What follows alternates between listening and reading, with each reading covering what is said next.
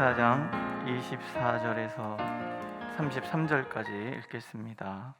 마태복음 14장 24절에서 33절. 우리 한 목소리로 읽겠습니다. 배가 이미 육지에서 술이나 떠나서 바람이 거스름으로 물결로 말미암아 고난을 당하더라. 밤 사경에 예수께서 바다 위로 걸어서 제자들에게 오시니 제자들이 그가 바다 위로 걸어오심을 보고 놀라 유령이라 하며 무서워하여 소리 지르거늘 예수께서 즉시 이르시되 안심하라 나니 두려워하지 말라. 베드로가 대답하여 이르되 주여 만일 주님이시거든 나를 명하사 물 위로 오라 하소서 하니 오라 하시니 베드로가 배에서 내려 물 위로 걸어서 예수께로 가되 바람을 보고 무서워 빠져가는지라 소리질러 이르되 주여 나를 구원하소서 하니 예수께서 즉시 손을 내밀어 그를 붙잡으시며 이르시되 믿음이 작은 자여 왜 의심하였느냐 하시고 배에 함께 부름에 바람이 그치는지라.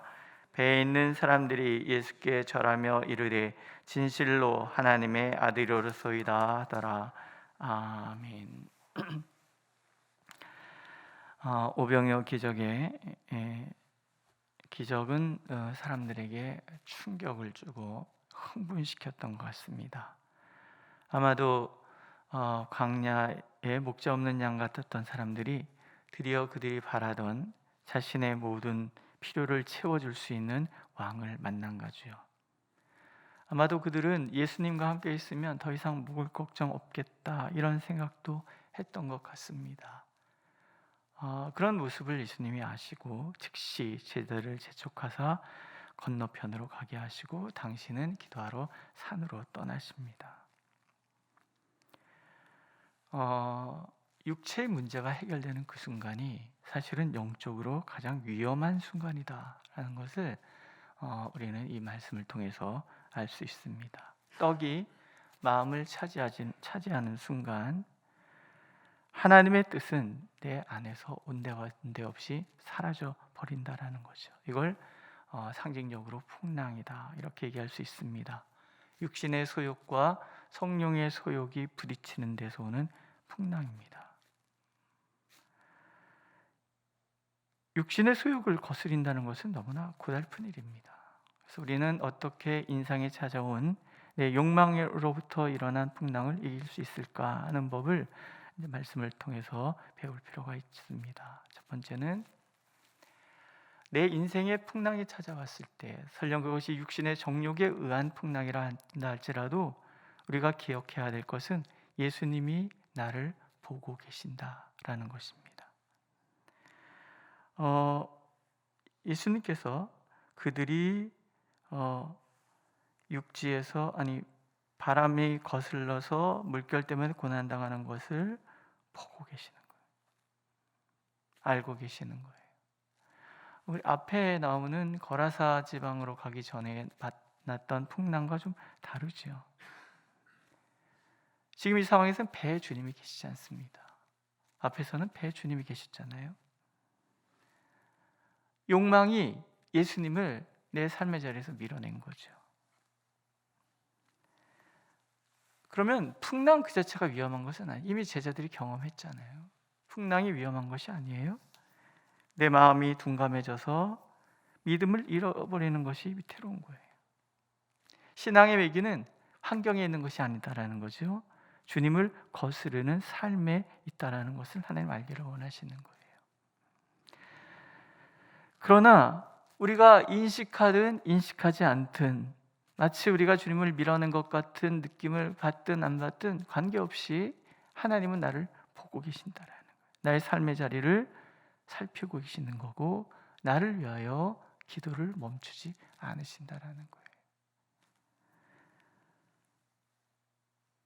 우리가 풍랑에 흔들리면 이제는 우리가 예수님을 깨우기 전에 예수님께서 먼저 풍랑을 가르시고 우리에게 찾아오시는 거예요. 아무리 거센 풍랑이라 할지라도 예수님을 위협할 수 있는 것은 없습니다. 믿으시죠? 그 무엇도 주님을 이길 수 없고 있고, 또 하나님께서는 우리가 혼란에 빠질 때 혼란에 빠지도록 내버려 두지 않으신다는 것, 하나님 우리가 그것을 먼저 기억하기를 원하십니다. 두 번째는 예수님만을 바라볼 때 풍랑을 이길 수 있다는 거죠. 예수님이 바다 위를 걸어오시는 걸 보고 베드로가 말하잖아요. 주님이시거든 저도 걷게 해주십시오. 예수님께서 한마디 하시는 게 뭐라? 베드로가 바다 위를 뛰어드는 거예요. 전에는 그 풍랑이 나를 집어삼킬 것 같은 두려움에서 삶 전체가 요동치고 있었는데, 예수님을 바라보니까 풍랑 속에 뛰어들 용기도 생기더라는 거죠. 우리 그렇지 않습니까? 어렵다가도 기도하고 주님이 나와 함께 하셔. 그러면 무슨 마음 드세요? 그래, 한번 해보자, 이런 마음 들잖아요. 그러니까 우리가 예수님을 바라본다 그러면 우리에게는 그런 마음이 생기는 거죠. 그때 결단하는 거예요. 뛰어드는 거죠. 풍랑 속으로 주님을 믿고 주님만 바라보고 뛰어드는 거죠. 성경에 자세하게 설명되어 있지 않지만 분명코 베드로는 적어도 한두 발자국은 물 위를 걸었다라는 거죠.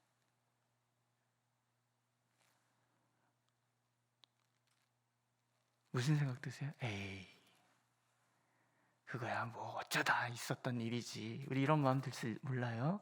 그러나 그렇지 않습니다. 그렇다고 바다에 뛰어들면서 주님 계시다면 저 안 빠져 죽게 해주세요. 그래서 오른발 탁 빠는데 왼발, 오른발 빠지고 왼발 얼렁대고 왼발 빠지고 얼렁 오른발 대고, 이걸 이제 궤변이라고 그러는데요. 그런 방식으로 예수님을 시험해서는 안 됩니다. 그러나 중요한 것은 내 삶 속에 찾아온 풍랑은 우리가 예수님을 바라본다면 뛰어들 수 있다는 거예요. 왜? 예수님이 와라, 해보자, 그런 얘기 하시니까. 근데 이제 그만 눈을 돌리니까 어떻게 됩니까? 풍랑이 보이는 거예요. 풍랑이 보이는 순간은 빠져드는 거죠. 두려우니까. 그래서 하나님께서는 맨날 우리가 하나님만 바라보기를 원하시는 거예요. 하나님을 바라본다면, 그분이 나를 오라라고 말씀하신다면 나는 어떤 풍랑에도 뛰어들 수 있고 그 풍랑을 밟고 나도 주님처럼 걸어갈 수 있다라는 믿음, 우리가 갖기를 원하십니다. 의심이 나오죠. 예수님은 왜 의심하였느냐? 믿음이 작은 자요, 이렇게 얘기하잖아요. 의심은 믿음이 없는 게 아니에요. 믿음이 작은 거죠. 그러므로 우리가 예수님을 끝까지 바라본다면 예수님은 내 손을 잡아주실 것입니다. 세 번째는요, 부르짖는 거예요. 우리가 항상 그렇지 않습니까? 예수님 봤다, 풍랑 봤다, 늘 헷갈리는 것이 우리의 마음이라는 거죠. 그런데 때로 의심이 들더라도 우리가 할 수 있는 거 한 가지는 있잖아요. 부르짖는 거예요. 주여 나를 구원하소서. 근데 오늘 성경에 보면 즉시라는 말이에요. 즉시. 제자들이 예수님 보고 유령이다라고 무서워하니까 즉시 안심하라, 내니 두려워 말라. 베드로가 물에 빠져가면서 즉시 주여 나를 구원하소서 그랬더니 즉시 손을 내미신. 적어도 우리에게 나를 구원하소서라고 외칠 수 있는 조그만 믿음이라도 있다 그러면 그 부르짖음 속에 예수님은 언제나 개입해 주신다는 거예요. 내 손을 잡아주셔서 풍랑에서 나를 끄집어내 주신다는 거죠. 작은 믿음이라도 예수님을 부를 수 있는 믿음만 있다면 예수님의 놀라운 은혜의 손길을 우리는 경험할 수 있다는 거죠. 한 겨자씨만한 믿음이 있어도 이 산더러 들려 바다에 던져져라, 그대로 되리라. 한 겨자씨만한 믿음이 도대체 얼마나 믿음이겠습니까? 저는 제 자신을 돌아보면서 내가 그렇구나라는 생각이 듭니다. 자, 보세요. 저 성주산이 있잖아요. 예수 이름 명하느니 성주산 저 서해바다로 날아가 이런다고 저기 확 날아간 불변을 얘기를 하거든요. 성주산은 옛날부터 저기 있었고 지금도 저기 있고 앞으로도 저기 있을 거예요. 웬만한 일 아니면 저기 있을 거라고요. 그런데 때때로 우리의 그 보잘것없는 믿음, 믿었다 헷갈리고 막 이러는 믿음이라 할지라도 하나님이 무슨 얘기를 하시려고 그러시는 거예요? 우리가 주님을 부르기만 하면 언제든지 내 기도에 응답해 주신다는 거예요. 내가 믿음이 없어서 그런 거 아니에요. 겨자씨만한 믿음만 있어도, 늘 헷갈리고 의심되는 믿음이라 할지라도 그 믿음을 하나님은 받아주시고 나와 함께 하신다는 것, 그것을 절대 잊지 않기를 원하십니다. 그리고 마침내 마지막이죠. 예수님을 다시 내 삶의 자리에 모셔드리는 거예요. 전에는 욕망 때문에 예수님을 밀어냈다면 이제는 예수님을 내 삶의 자리에 다시 모셔드리는 거예요.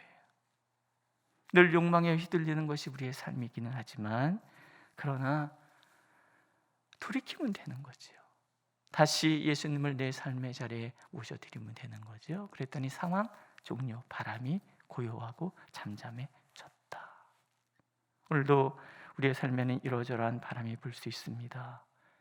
그러나 하나님께서는 오늘도 우리가 예수님을 나의 삶의 자리에 모셔드린다면 모든 상황, 헷갈리는 모든 것들, 설령 내 욕망의 그 불덩이 같은 것이 내 안에 있다 할지라도 모든 것을 잠잠케 하시고 나를 예수님이 원하시는 그 항구로 인도해 가실 거라는 거죠. 오늘도 그 믿음으로 주님을 바라보고 기꺼이 손님이시는 주님 안에서 진정한 평강을 얻는 우리가 되기를 간절히 원하고 계십니다.